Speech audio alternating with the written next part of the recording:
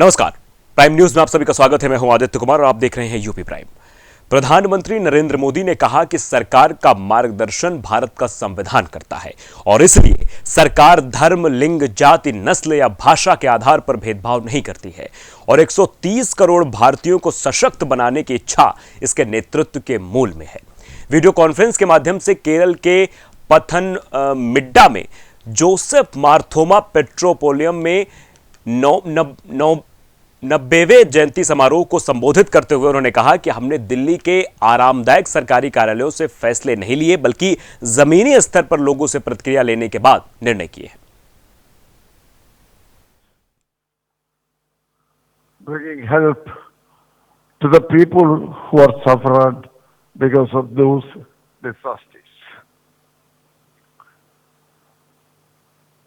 Especially my involvement in CASA, Church's Auxiliary for Social Action.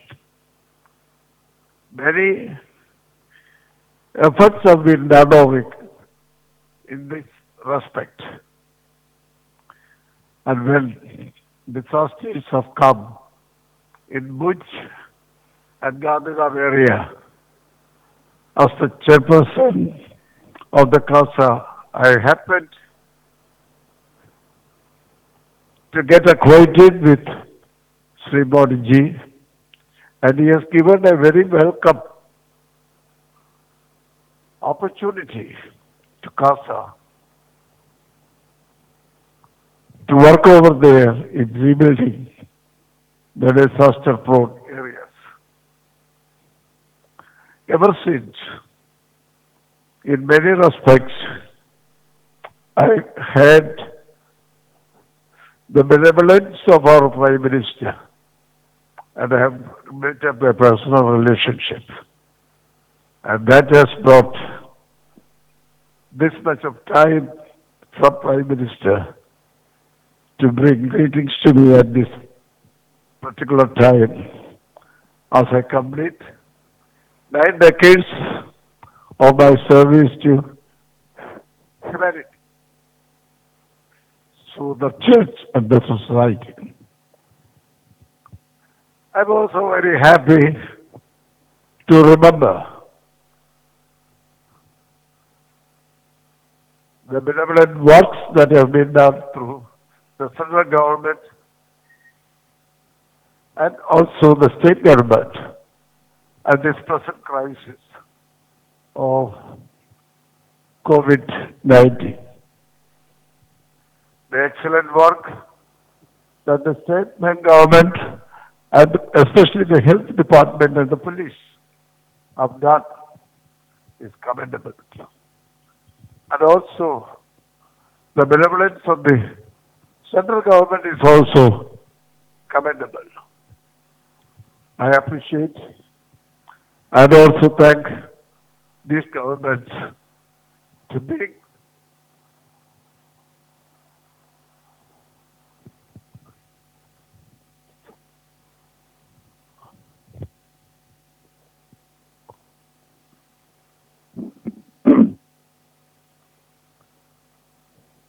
help and satisfaction and comfort to the bereaved. So I pay my respect and I assure my praise for the people who have lost their dear ones.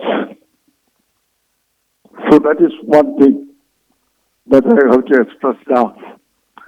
And also I pay my respects to all the people who are working for the betterment of the people who are suffering. And I am also thankful to Modi ji for the consideration that he has given to the minority communities over India. And also I'm very happy to say that he is working hard against many other forces, the border issues of there, The COVID issues are over there. I think internal differences are over there. But in spite of that, I'm very happy that he is very bold to lead and capable to lead India for a better future. So I especially thank personally for Modi for sparing this time for us and to bless me and strengthen me as I enter into the 10th decade of my lifespan. Yes, let us hope for a better India, one nation, one people, and one goal. Thank you very much. Modi, and thank you for Recollecting the words of Dr. Philippos Mar Chrysostom Marthoma Valia Metropolitan, Joseph Marthoma Metropolitan is noble in heredity, rich in self-acquired abilities, well-versed in relations, able and talented in construction work, and blessed in leadership. Every word uttered has turned out to be prophetic in nature. We thank God and pray for your leadership, and we shall continue to pray for the leadership at the nation-wide level. Thank you all. Thank you all.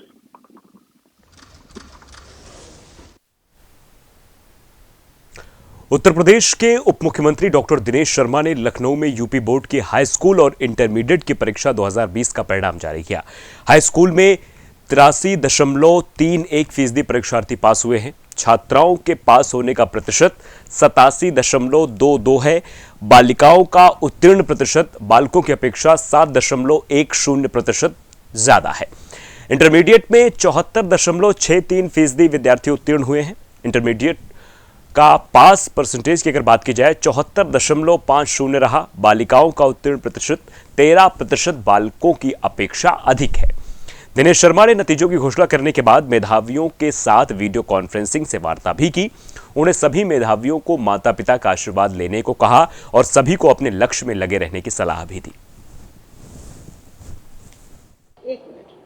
आज की सबसे महत्वपूर्ण खबर है कि उत्तर प्रदेश माध्यमिक शिक्षा परिषद में हाई स्कूल में जो टॉप किया है वो है रिया जैन। इनके पिताजी का नाम है भारत भूषण और ये हैं Shri Ram SM inter college Baraut Baghpat. Riya Jain Shri Ram SM inter college Baraut Baghpat. इनका परसेंटेज दिया नहीं, परसेंट है 96.67। इनका परसेंटेज है 96.67, 96.67 प्रतिशत प्राप्त के प्रथम स्थान प्राप्त किया है। द्वितीय स्थान प्राप्त करने वाले हाई स्कूल में द्वितीय स्थान प्राप्त करने वाले हैं अभिमन्यु वर्मा। इनके पिताजी का नाम है रामहित वर्मा और इन्होंने जो अंक प्राप्त किए हैं वो है 95.83, 95.83% प्राप्त किए हैं और इनका विद्यालय का नाम है श्री साई इंटर कॉलेज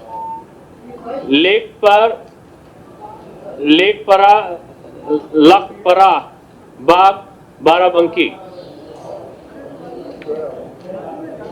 लखपेरा बाग बाराबंकी।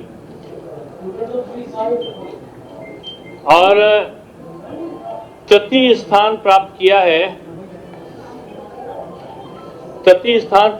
है योगेश प्रताप सिंह। इनके पिताजी का नाम है राजेंद्र प्रताप सिंह और इन्होंने अंक प्राप्त किए हैं 95.33, 95.33 अंक प्राप्त करके ये तृतीय स्थान को इन्होंने प्राप्त किया है हाई स्कूल में। इनके विद्यालय का नाम है सद्भावना inter college jewel Barabanki. Jewel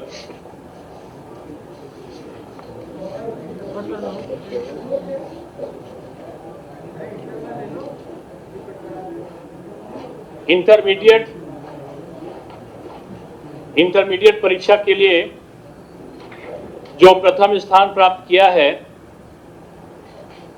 ये फर्स्ट होगा ना, इसमें लिखा नहीं है। जो पहला स्थान प्राप्त किया है इंटरमीडिएट परीक्षा में वो है अनुराग मलिक, पिता का नाम है प्रमोद मलिक। ये भी Shri Ram SM inter college Baraut Baghpat.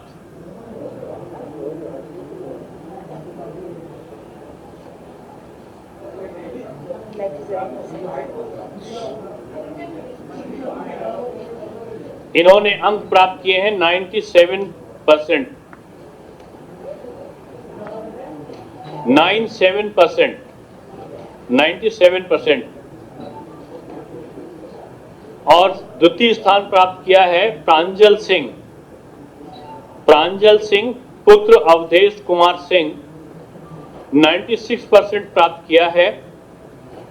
इनका कॉलेज का नाम है SP inter college Sikaro Koraon Prayagraj. Sikaro Koraon Prayagraj 96%। SP inter college Sikaro Koraon Prayagraj. और तृतीय स्थान प्राप्त किया है उत्कर्ष शुक्ला,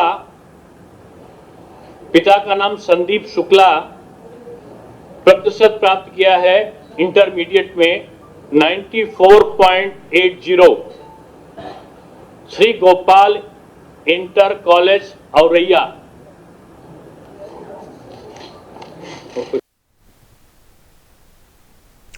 आज यूपी बोर्ड के 10वीं और 12वीं के परिणाम घोषित हो गए। हाई स्कूल में जहां 83% छात्र पास हुए, वहीं इंटरमीडिएट की परीक्षा में 74% छात्रों ने कामयाबी हासिल की। यूपी बोर्ड के नतीजे पर सीएम योगी ने छात्रों को बधाई देते हुए उन्हें शुभकामनाएं दी। उन्होंने क्या कुछ कहा, आपको सुनाते हैं। देश के सबसे बड़े राज्य के माध्यमिक शिक्षा परिषद के बोर्ड के रूप में उत्तर प्रदेश माध्यमिक शिक्षा परिषद की इंटरमीडिएट और हाई स्कूल की परीक्षा का परिणाम आज उत्तर प्रदेश माध्यमिक शिक्षा परिषद ने घोषित किया है। कोविड-19 जैसी वैश्विक महामारी के बावजूद समय पे परीक्षा, लॉकडाउन के बावजूद समय से परिणाम देने के लिए मैं माध्यमिक शिक्षा परिषद के मंत्री, माध्यमिक शिक्षा के मंत्री और उप मुख्यमंत्री डॉक्टर दिनेश शर्मा जी, विभाग के राज्य मंत्री समेत विभाग के सभी अधिकारियों को हृदय से धन्यवाद देता हूं। प्रतिभाग करने वाले 52,57,000 से अधिक उन सभी छात्र छात्राओं को जिन्होंने इंटरमीडिएट और हाई स्कूल की इस परीक्षा में सफलता प्राप्त की। मेरिट में आने वाले जो हमारे छात्र हैं, वास्तव में उनकी मेधा और उनके परिश्रम ने आज देश के किसी भी राज्य के सबसे बड़े बोर्ड के टॉपर के रूप में उनका नाम उल्लिखित किया है। और इस दृश्य में इंटरमीडिएट और हाई स्कूल की उत्तर प्रदेश माध्यमिक शिक्षा परिषद के बोर्ड में सफलता प्राप्त करने वाले सभी जो हमारे मेधावी छात्र हैं, छात्राएं हैं, इन सब को मैं हृदय से बधाई देता हूं, उनके परिवारजनों को, उनके मित्रों को अपनी बधाई देता हूं। उन सभी विद्यालयों को, उन सभी सम्मानित आचार्यों को जिन्होंने योग्य मार्गदर्शन देकर के इन छात्र छात्राओं को इस योग्य बनाया कि वह किसी भी प्रतिस्पर्धा में अग्रणी स्थान प्राप्त करके टॉपर बन सकें।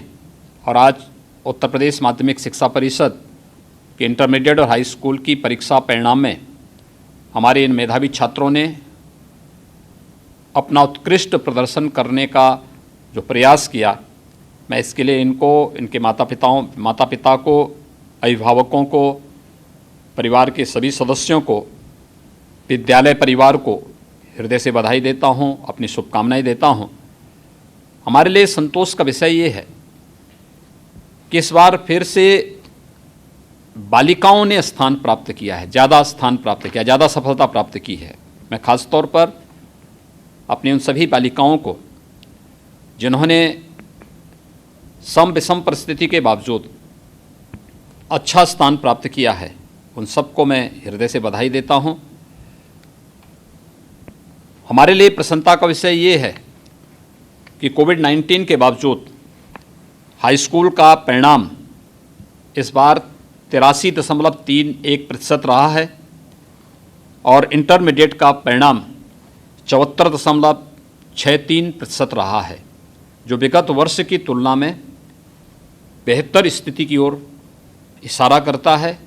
मैं एक बार फिर से डॉक्टर दिनेश शर्मा जी को और उनकी पूरी टीम को, जिन्होंने कड़ी मेहनत से परीक्षा संपन्न कराने और फिर कोविड-19 के बावजूद लॉकडाउन आदि की बहुत सारी बंदिशें थीं, उस सब के बावजूद समय से जितने भी परीक्षार्थी थे उनकी परीक्षा की कॉपियों को चेक कराने और समय से इन सब को समयबद्ध ढंग से आगे बढ़ा करके आज रिजल्ट को भी राज्य बोर्डों में, सबसे बड़े बोर्ड में उत्तर प्रदेश माध्यमिक शिक्षा परिषद ने परिणाम घोषित किया है। मैं इसके लिए उनकी पूरी टीम को हृदय से बधाई भी देता हूं, धन्यवाद भी देता हूं। एक बार सफलतम होने वाले सभी परीक्षार्थियों को, इंटरमीडिएट बोर्ड या हाई स्कूल बोर्ड के हों, उन सभी को मैं हृदय से बधाई देता हूं और विश्वास करता हूं कि वे निरंतर अपने परिश्रम से, अपनी मेधा से उत्तर प्रदेश और देश को अपनी प्रतिभा का लाभ आने वाले समय में देंगे। हम जरूर ध्यान रखें कि 1 जुलाई से उन्हें मार्कशीट जरूर मिलेगी, लेकिन हम घर के बाहर निकलें तो मास्क जरूर पहने, फेस कवर जरूर रहना चाहिए, सोशल डिस्टेंसिंग का ध्यान रखेंगे। बहुत जल्दी सरकार आगे की कार्य योजना पर भी कार्य कर रही है कि आगे हमें कैसे शिक्षण प्रशिक्षण संस्थाओं का संचालन करना है। भारत सरकार की गाइडलाइन आने और राज्य सरकार में भी इस संबंध में सभी संबंधित जो संस्थाएं हैं, बोर्ड हैं, उन सभी के साथ एक बार विचार विमर्श करने के बाद हम लोग फिर आगे की रणनीति बनाएंगे। और मैं इस अवसर पर सफलतम सभी छात्र छात्राओं को हृदय से अपनी बधाई देता हूं। नोएडा शहर एक बार फिर से देश के तमाम चुनिंदा शहरों की लिस्ट में शामिल हो गया है।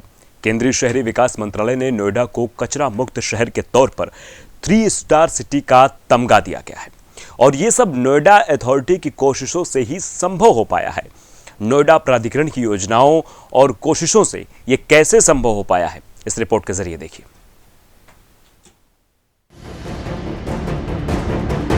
क्लीन नोएडा के स्लोगन पर चलते हुए नोएडा अथॉरिटी ने नया मुकाम हासिल किया है।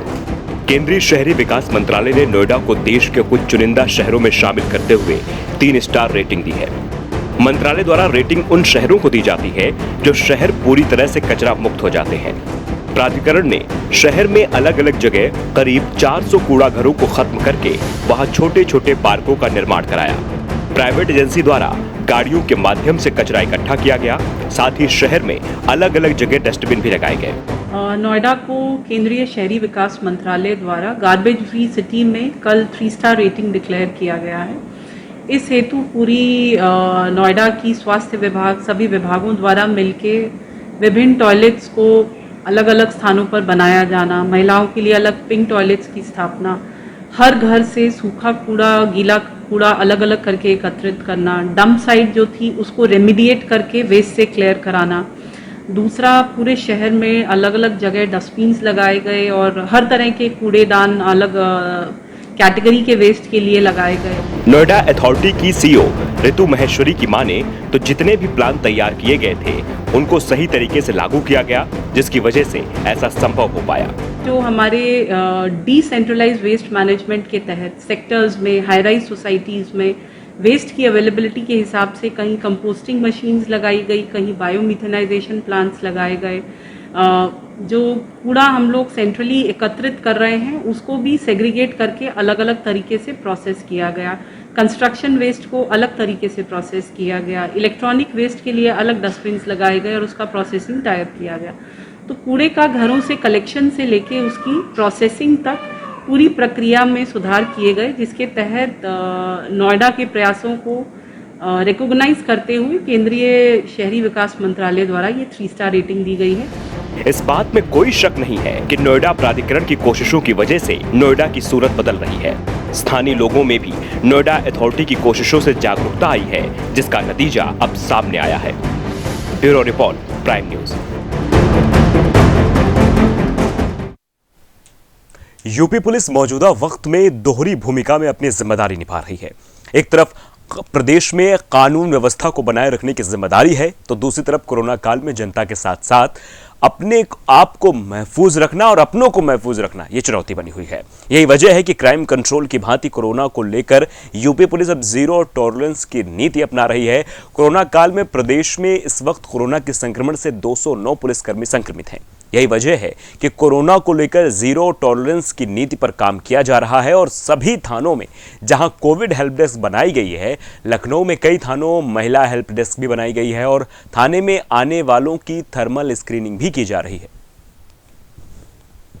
2741 हॉटस्पॉट्स पूरे प्रदेश में थे और इसमें जो प्रभावित हमारे थाने हैं वो 826 थाने सभी जगह के प्रभावित हैं। जहाँ तक पुलिसकर्मियों के सुरक्षा या पुलिसकर्मियों के प्रिकॉशंस का सवाल है, उस संबंध में महानिदेशक महोदय के स्पष्ट निर्देश हैं। इसके लिए कोविड हेल्प डेस्क की भी व्यवस्था सभी जनपदों में की गई है और वहाँ ट्रेंड मैन पावर दिया गया है ताकि और कोई भी कैंपस या कोई भी बिल्डिंग जहाँ लोग प्रवेश कर रहे हैं वहाँ उनको पल्स ऑक्सीमीटर तथा जो थर्मामीटर है उससे उसका टेम्परेचर लिया जाता है। इसके अलावा क्या किया जाए और क्या न किया जाए, डूज एंड डोंट्स के बारे में लगातार वहाँ लाउड स्पीकर से या रिकॉर्डेड वर्सन भी बताया जाता है। फ्लेक्सी बोर्ड लगा के भी इसको डिस्प्ले किया जा रहा है। और जहाँ तक संक्रमित पुलिसकर्मियों की संख्या है तो पूरे जो हमारे 75 जनपद हैं उनके जो पुलिस लाइन है उनमें टोटल आज के डेट में 40 लोग ही संक्रमित हैं। इसके अतिरिक्त कुछ हमारे पीएसी के जवान हैं 81, जीआरपी के लोग हैं 16 और जो हमारे पुलिस कर्मचारी या अधिकारी जो बाहर रह रहे हैं वो संक्रमित हैं और आज के डेट में टोटल 209 लोग संक्रमित हैं। रात में पूर्णतया ट्रैफिक बंद रहेगा, जैसा कि माननीय मुख्य सचिव महोदय के निर्देश हैं। और जो हमारे कंटेनमेंट जोन है वहाँ अगर हाईवे जाता है तो उसके अलावा कोई ट्रैफिक ना हो और कंटेनमेंट जोन के अंदर केवल मेडिसिन, दूध और पुलिसकर्मी के अलावा कोई भी व्यक्ति एंटर न करने पाए। साथ साथ हम लोगों को एजुकेट भी कर रहे हैं और इसके लिए जो महामारी अधिनियम है उसके अंदर लोगों के चालान भी किए जा रहे हैं। लेकिन चालान करने का मुख्य उद्देश्य ये है कि लोगों को हम एजुकेट करें कि अपने स्वास्थ्य का खुद ध्यान रखें और मास्क लगाएं, सोशल डिस्टेंसिंग का पालन करें तथा अपनी दिनचर्या ऐसी रखें जिससे कि इन्फेक्शन न लगने पाए। कोविड हेल्प डेस्क सारे पुलिस स्टेशन में वेस्ट जोन में की गई है। हेल्प डेस्क का मुख्य रूप से जो उसका मकसद है कि सबको कोविड से रिलेटेड जो बेसिक इन्फॉर्मेशन है बताना, उससे बचाव के उपाय बताना। इसके अलावा जो लोग भी पुलिस स्टेशन में आते हैं उनकी थर्मल स्क्रीनिंग कराना, उनके हाथों को सैनिटाइज करना, ताकि उनके माध्यम से संक्रमण का प्रसार न हो पाए। और पुलिसकर्मियों को भी एक वहाँ से एक बेसिक सीख मिलती है, वो लोग भी हेल्प डेस्क से जा कर के उनको भी बताया जाता है एक एक आदमी को, ताकि पुलिसकर्मियों के द्वारा भी संक्रमण इधर से उधर न फैले। अदरवाइज अगर कोई भी पुलिसकर्मी संक्रमित हो जाता है तो उसको अपनी ड्यूटी में परेशानी होती ही है, इसके अलावा उससे संक्रमण को फैलने का भी खतरा रहता है। तो जो पुलिस हेल्प डेस्क है विशेष रूप से ये सबको जागरूक बनाने के लिए, इसके अलावा संक्रमण को रोकने के लिए इन दोनों उद्देश्यों से बनाया गया है। यूपी पुलिस के लिए लगातार चुनौतियों का सामना करना पड़ रहा है। यूपी पुलिस जहां एक तरफ कानून व्यवस्था चुनौती बनी हुई है, तो वहीं कोविड-19। हमारे पीछे आप देख सकते हैं कि ये यूपी पुलिस का एक हेल्प डेस्क बना हुआ, महिला हेल्प डेस्क बनी हुई है। यहाँ पर जो लोग आ रहे हैं उनको बाकायदा थर्मल स्कैनिंग की जा रही है। आपको दिखा दें कि बाकायदा एक डेस्क बनी हुई है, डेस्क पे मास्क रखे हुए हैं, सैनिटाइज़र रखा हुआ है, फेस शील्ड रखी हुई है और जो ग्लव्स रखे हुए हैं। लगातार जो लोग आ रहे हैं उनकी बाकायदा थर्मल स्कैनिंग हो रही है। रजिस्टर में उनका नाम, नंबर सभी नोट किया जा रहा है और साथ ही साथ वो किस काम से थाने पे आए हैं वो भी नोट किया जा रहा है। अगर बात की जाए यूपी पुलिस की बात की जाए, करीब 209 लोग जो पुलिसकर्मी हैं, जो इस कोरोना महामारी के योद्धा कहे जाते हैं, वो अब कहीं ना कहीं इस बीमारी से संक्रमित हो रहे हैं। तो लगातार यूपी पुलिस इन सब चीज़ों को ध्यान में रखते हुए उन सारी सावधानी बरत रही है। अगर बात की जाए लखनऊ की बात की जाए तो लखनऊ जेसीपी के कार्यालय में करीब 8 पुलिसकर्मी संक्रमित हुए हैं। हालांकि 48 घंटे के लिए उसको सैनिटाइज किया जा रहा है। पूरे उत्तर प्रदेश की अगर बात की जाए तो पूरे उत्तर प्रदेश में 209 लोग हैं। तो जिस तरीके से महामारी फैल रही है उसको देखने के लिए लगातार जो उत्तर प्रदेश के जो पुलिस के आला अधिकारी हैं वो सावधानी बरत रहे हैं। हर थाने में महिला हेल्प डेस्क बनाई गई है। जो लोग आ रहे हैं उनका नाम, पता, सभी चीज़ें नोट की जा रही, उनकी थर्मल स्कैनिंग की जा रही। तो कहीं ना कहीं इस महामारी से बचने के लिए सावधानी बहुत ज़रूरी है। लखनऊ से कैमरा पर्सन राहुल के साथ आशीष वर्मा, प्राइम न्यूज़। मुख्यमंत्री योगी आदित्यनाथ ने आज गोंडा का दौरा किया, जहां उन्होंने एल्गिन चरसडी तटबंध का निरीक्षण किया और तटबंध निर्माण और मरम्मत का जायजा भी लिया। जबकि हर साल बाढ़ से प्रभावित होने वाले इलाके का सीएम योगी ने हवाई सर्वेक्षण भी किया।